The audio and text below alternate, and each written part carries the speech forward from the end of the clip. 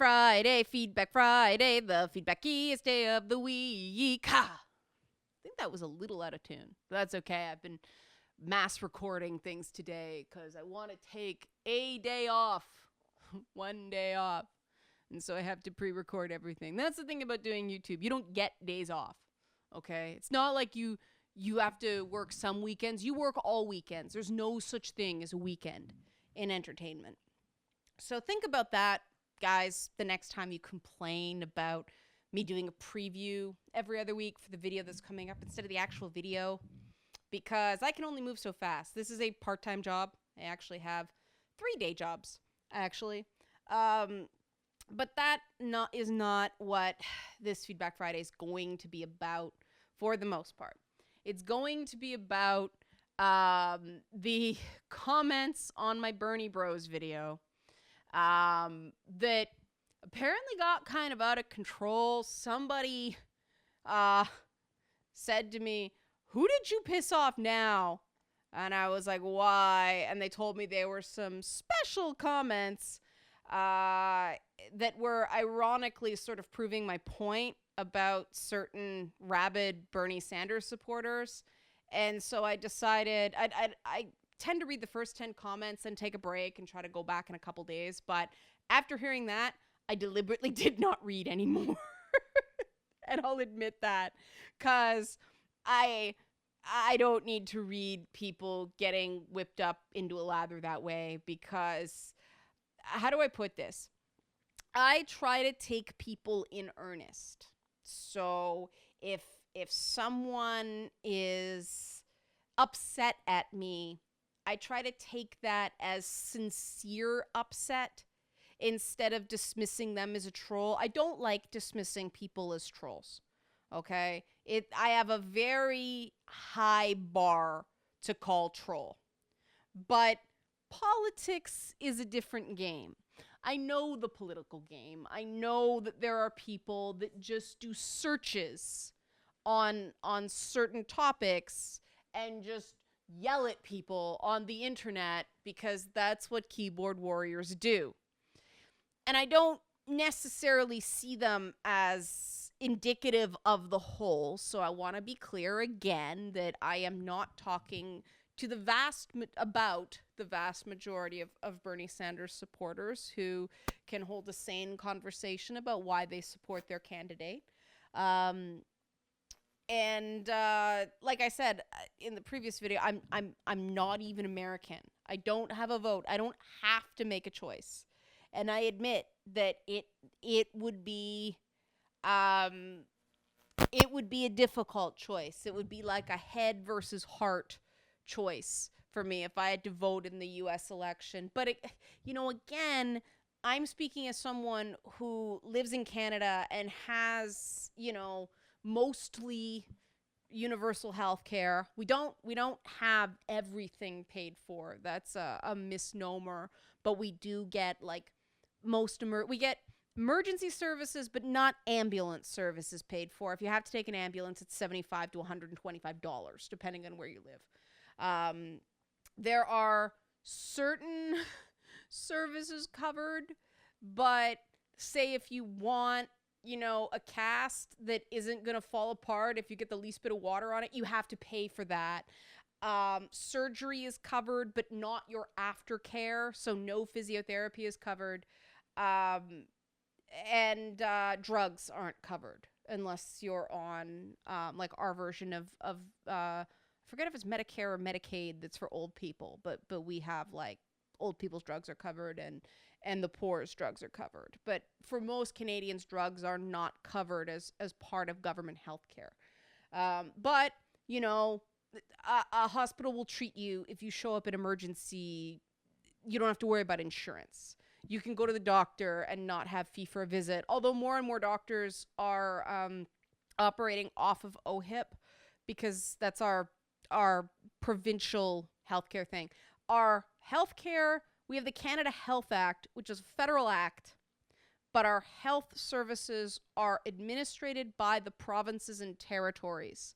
So you need to reapply for coverage when you move from, say, Ontario to British Columbia or Ontario to Alberta. You have to get on that provincial system, and it's special, changing healthcare jurisdictions.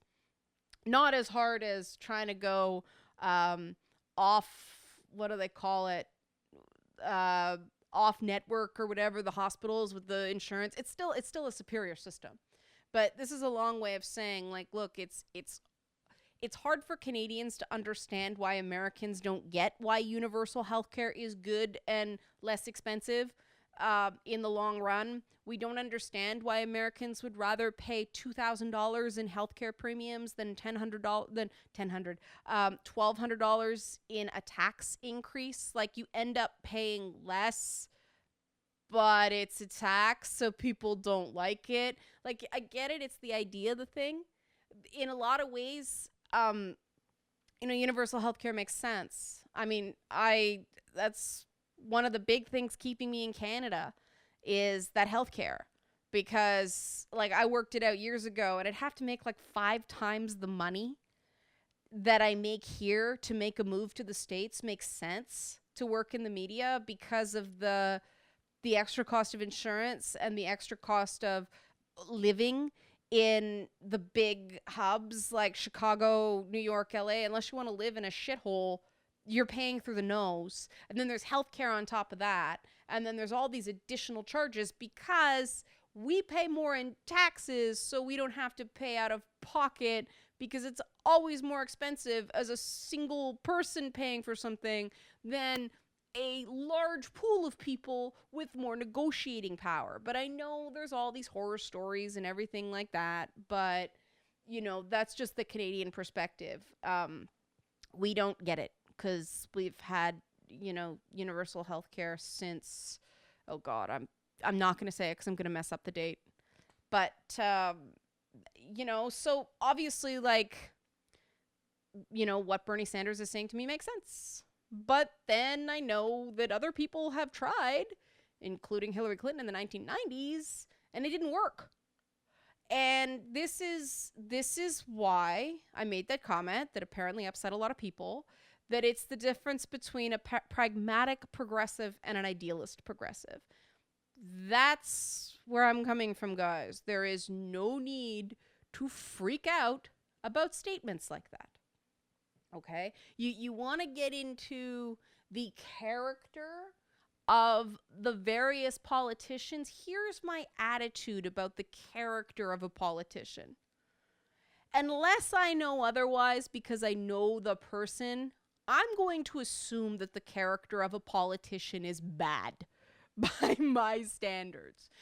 Politics is so sleazy, and you have to do things you don't like, and you do have to make deals with the devil, because politics is based on consensus. I do not assume good people go into politics. I want effective people representing me in politics. I want people who are going to present a plan that they can actually achieve and actually achieve it. That's my personal, like, this is why I vote for a politician. Because I don't expect, a freaking, demigod to run for politics like God. No really good person goes into politics outside the municipal level. It's too scummy. And I mean, am I saying that makes all politicians automatically bad people? No, absolutely not. I want to believe that Bernie Sanders and Hillary Clinton are both good people, but I don't expect them to be. I don't expect people who have been in politics as long as both of them to have not had to do some probably slimy things. I work in the entertainment industry, and I've seen so much slime, and I am less far ahead as I could be because I was not willing to participate in that slime. I know what not getting slimed does. So I don't actually believe that people can get elected on the federal level without some degree of slime. I just want them to sort of minimize that. And this is why I don't really see the need to scream and yell and stomp my feet about politics. And I don't like being around people who feel the need to scream and yell and stomp their feet about politics. I think that people who do that, it's more about them and it's more about their identity and it's more about fulfilling some needy void inside them that they feel the need to scream at another person over voting than it is anything to do with issues or anything to do with the best candidate. It's something about validating them. And that's the point where I step away from it because I don't want to get sucked into that pit of despair. You know, if people aren't pragmatic about politics enough to recognize that there's an element of sheen, there's an element of gloss, there's an element of razzle-dazzle to every political campaign, then that is not a fact-based approach. That is not someone seeing things as they are. And there's really no point in having a debate with someone who is a true believer like that because they're not going to change my mind. I am definitely not changing their mind. And the funny thing is, I don't really seek to change people's minds in a debate. And I think it's because I've been debating a long time. I've been a public person for a long time. And especially when you do comedy, you throw ideas out. And I mean, most of the time you're going for the snappiest line. You're not necessarily voicing your true opinions. It's like, hey, this is funny. I'm going to say it. And I hate that, you know, on TV, you could sort of hit a laugh track and ha, ha, ha, ha, and everybody recognizes that's a joke. On the internet, you have to ruin the joke by pointing out that it was a joke. I hate that. It just, people should know by now that I'll just say things because I have that background in comedy, because I want you guys to be entertained as well as informed. And so I'm going to say things for that little snap, for that little chuckle. But you know, I had to stop doing that because then they'd end up on freaking hit piece blogs as my actual opinions. And that's why I don't like politics, because I don't want people taking away my ability to make jokes, because that's how I deal with the shitty unpleasantness of life. And you take away my jokes, that's it. And politicians aren't allowed to joke. And that's, you know, that's the thing I don't like about politics. I think that politicians should be able to joke without somebody going, yeah, but what did they really mean? But that's not going away, right? And I think it's funny that one of the things that continues to dog Hillary Clinton is not hypocritical for the public to question, but certainly hypocritical for her political opponents to question, and that is her email stuff. And why is it hypocritical? For the Republicans, it's because it has now come to light that Condoleezza Rice and Colin Powell did the exact same thing in terms of having unsecured email servers and having people send them things on personal emails. Oops.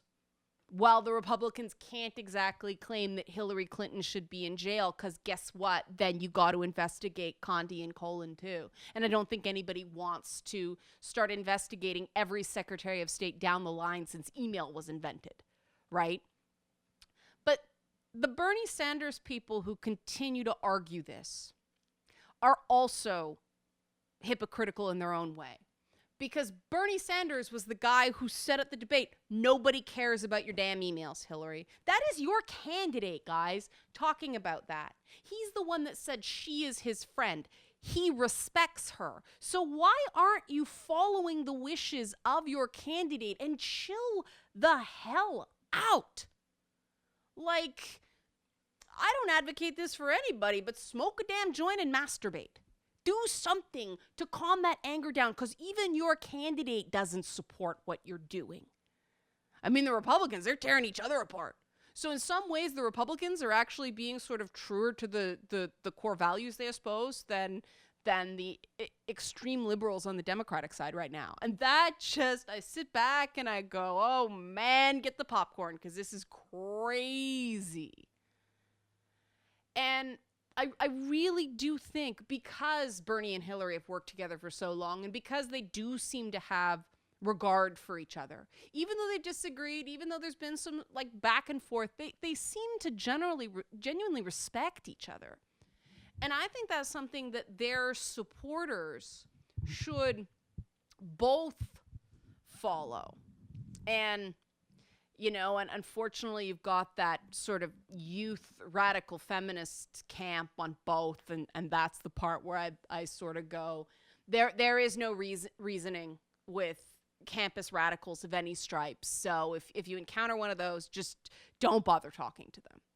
But for people who are feeling the burn and are ardent Bernie Sanders supporters and end up fighting with people, I really suggest you guys start watching the David Pakman show, because David and his producer Lewis, they have been like really stumping for Bernie. And the thing about them is that they're Bernie supporters and they're critical of Hillary Clinton, but they don't go out of their way to demonize Hillary Clinton, and they make the point that they believe that she is still a better candidate than anyone on the Republican side. And that's what Democrats have to do to win. And that's what Republicans do that Democrats don't. And that's why the Republicans are sort of the closest thing to a natural ruling party that America has, because they can fight like crazy with each other. But you guys know that whoever the nominee happens to be on the Republican side, other than the Tea Party, which is, if it's not one of their people, they stay home. But the establishment Republicans, the people everybody don't like, they tend to hold their nose and just vote for whoever the candidate is. Now, I've heard a lot of my establishment Republican friends, yes, I do have them, say that if Trump's the candidate, they won't vote for him. They will stay home, or they may even vote Democrat, but they're probably going to stay home because they don't like Hillary. But, I'm like, whoa, because that's saying something. This is the problem with going against establishment candidates, is the establishment, who are your most loyal voters, go, I'm not going to vote for a lunatic. I'm not going to vote for somebody I don't feel has the party's best interests at heart and doesn't espouse my values. And that's the thing I will give Republicans. Values really matter. Like, gut level doesn't make sense. It rationally matter. And I kind of respect that. Because even when everybody around them thinks they're wrong, a Republican will stick to their guns on something. It's none of this wishy-washy, well, I have to check my privilege stuff. No, they stick to their opinion. And even though I think they're wrong, I respect that. Like, that is their sincerely held belief. And I hope through time, if some of those sincerely held beliefs are, I think, a little backward, I hope they will change, because they seem like good people to me. If they do have core principles like that they are willing to stick to, even when everybody in the room is yelling at them.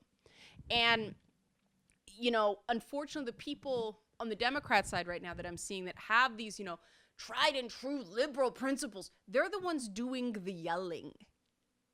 And personally, just where I'm at as a liberal, I think that if you really hold beliefs in your heart, you don't have to yell.